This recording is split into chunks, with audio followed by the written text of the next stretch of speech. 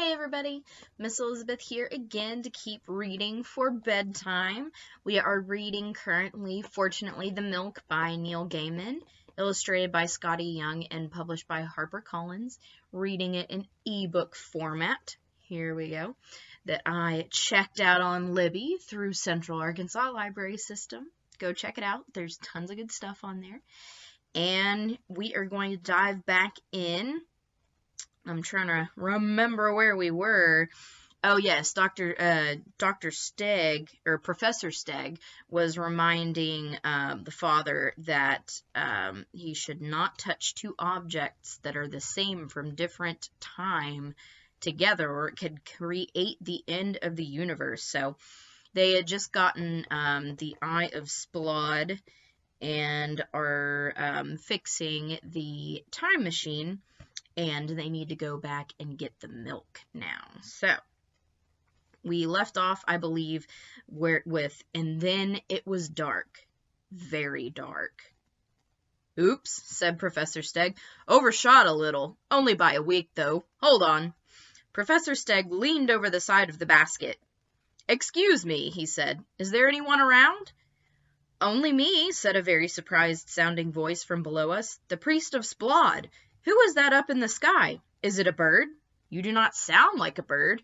I am not a bird, said Professor Steg. I am a marvelous yet mysterious and prophetic voice, telling you a mighty prophecy. So mighty that, very mighty indeed. Listen, when a huge and good-looking, spiny-backed individual... Monster, I told him. The prophecy said monster. Accompanied by a scrawny human being of revolting appearance, said Professor Steg. That was not necessary. Look, here's a picture of the volcano. Lands in a floaty ball person carrier, you must not sacrifice them. You must instead take them to the volcano and give them the Eye of Splod. And this shall be the way that you shall know them. The human being will hold up some milk. Is that the prophecy? Said the voice. Yes. Is there anything about crops in it? I'm afraid not. Oh well, thank you anyway, prophetic and mysterious voices from the air. I pressed the red button. Daylight. We were in the middle of a very familiar volcanic eruption. Quickly, I said, give me the emerald. A little way away, I could see a balloon being blown through the sky, while fire and ash were swept around it by the wind. I could see me in the balloon, standing next to Professor Steg, with my mouth open. I looked miserable. Professor Steg, my Professor Steg, gave me the emerald. I raced down the rope ladder and placed the emerald back into the face's eye. Then, as the volcano stopped erupting, I looked around for the milk. I knew it had landed on Splod's head when it fell. Fortunately, the milk had fallen into a small drift of volcanic ash and was unharmed. I picked it up, brushed it off, and started back up the balloon ladder. Professor Steg pressed the button. The sky went dark. I'm going to go ahead and show you a couple illustrations I went past. Balloon over the volcano. And there's the father and Professor Steg. You can see. Okay.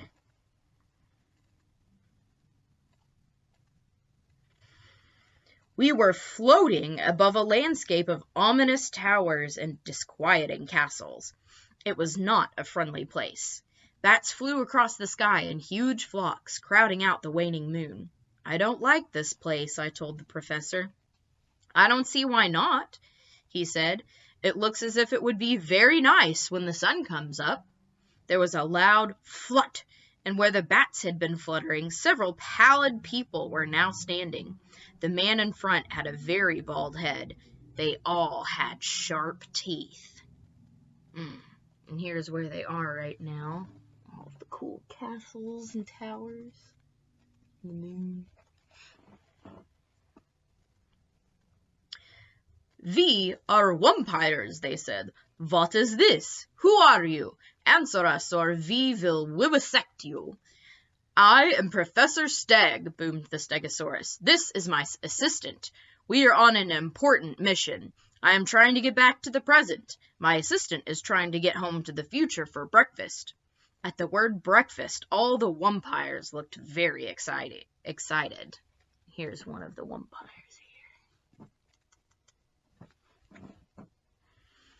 We have not had our breakfast, they told us. We normally have wiggly worms with orange juice on them. Orange juice makes worms even wigglier, like wandering spaghetti. But if we cannot eat worms, we will eat assistant or even roast professor. One of the wumpires took out a fork and looked me up and down in a hungry sort of way. The baldest, most bulging-eyed, rattiest of the wumpires said, "What is this box?" "It is my finest invention," began Professor Stag proudly, but I interrupted. "It is to keep sandwiches in," I said. "Sandwiches?" said the wumpire. "Sandwiches," I said, with as much certainty as I could muster. "We thought it was a time machine," said the head wumpire with a sly, sharp smile, "and we could use it to invade the world." "Definitely sandwiches," I told him. "What happens if I press this button, then?" asked the lady wumpire. She had long black hair that covered most of her face, and peered out at the world with one suspicious eye. She pressed the button. We went forward 6 hours in time. "See," said the professor happily, "all this place needs to brighten it up is a little bit of sunshine." The head wumpire said, "What?" and dissolved into a cloud of oily black smoke. So did all his friends. "Yes," I said, "it is a nice place here, after all, in the daylight." The professor tinkered with the jewels and the string and the buttons. Then he said, "I think I've got it properly fine-tuned now. This next press should bring you back to your own time, place, and breakfast." But before the tip of his tail could touch the button, a voice said, "I'll explain later. Fate of the world at stake." A hand grabbed, and the milk, which I had carried safely for so long, was gone.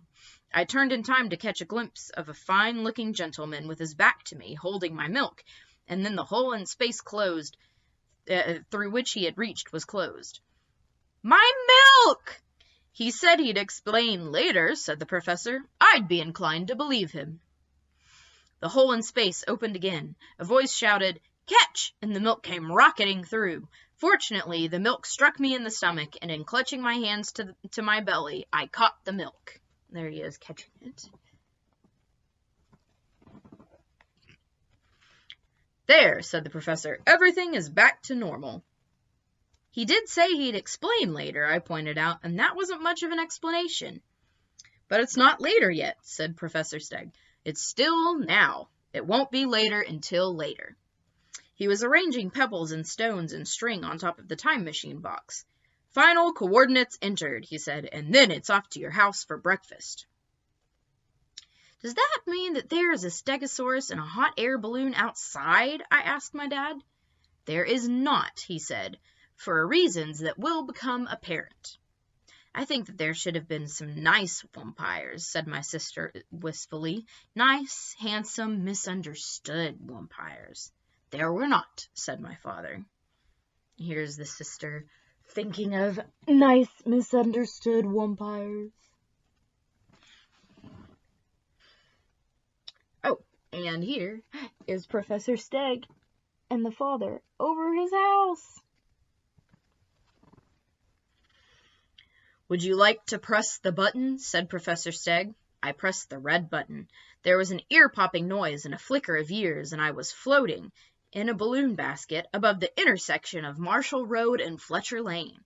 I could see our house from above. I could see the bicycles in the back garden. I could see the rabbit hutch. "We're here," I said, and patted Professor Stag on the back ridge plates.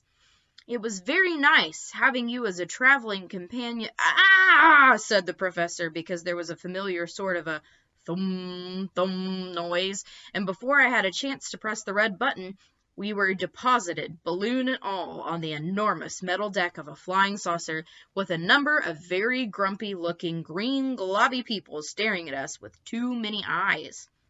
They did not look pleased.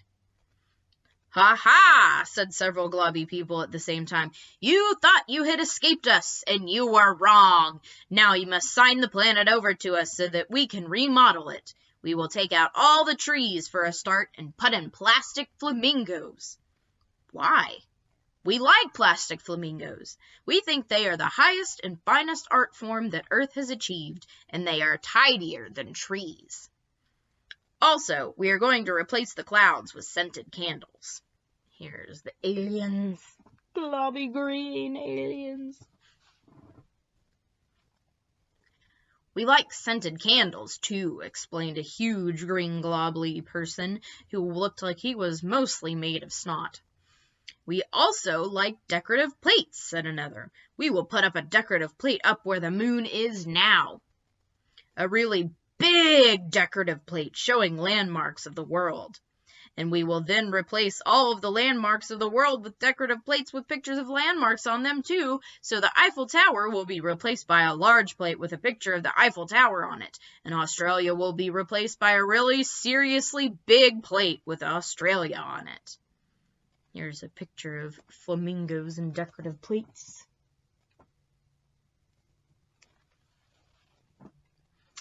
And let's see. Okay. Also, we will replace all of your mountains with throw cushions, said the smallest, globbiest thing of all, with triumph in its glutinous voice. Here they're back on the spaceship, you can see here. All the keep out signs. We have learned a lot from our previous meeting, said some globs that were sticking to a wall. If you look over there, you will see that the door to the space-time continuum you used to escape through last time is now securely locked. It was definitely locked. It had a huge padlock on it and a sign saying, "Keep out," on it in unfriendly red letters. There were also chains around it, a tape that said, "Do not cross," and a handwritten notice that said, "For your convenience, please use another door." Escape was impossible. I think that sounds like a really good place to take a break for today. What about y'all? So, they are now back on the alien spaceship that the father was on in the beginning, and this time Professor Stag is also with them, and it looks like there's no escape. Also, we don't know what was going on with that hole with the milk and everything. So, I guess y'all will have to come back tomorrow and keep listening. Alright, thanks so much, y'all. And I will see you tomorrow. It will continue. Fortunately, the milk. Bye.